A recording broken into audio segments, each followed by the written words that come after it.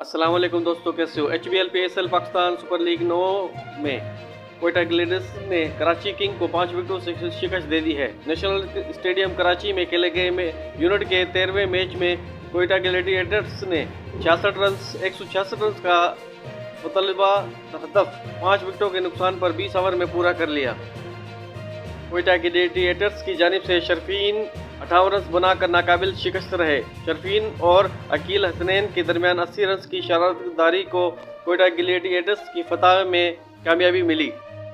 Quetta gladiators से Jason Roy 52, Saud Shakeel 24, कप्तान royal रसू 5, Sarfaraz Ahmad 3, Khwaja नफा 2 रन बनाकर आउट हुए।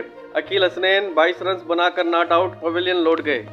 कराची किंग की जानिब से हसन अली और जाहिद महमूद ने 2-2 जबकि शोएब मलक ने 1 विकेट हासिल की। इससे काबिल कोयटा ग्लेडिएटर्स की दावत पर पहले खेलते हुए कराची किंग ने मुकर्रर 20 ओवर में 8 विकेटों के नुकसान पर 165 रन स्कोर की। ये है दोस्तों आज की ताज़ा अपडेट। वीडियो अच्छी लगे लाइक करें, शेयर करें, चैनल को जरूर सब्सक्राइब कर दें। मिलते हैं अगली वीडियो में। आज तक के लिए इतना ही, अपना ख्याल रखिएगा।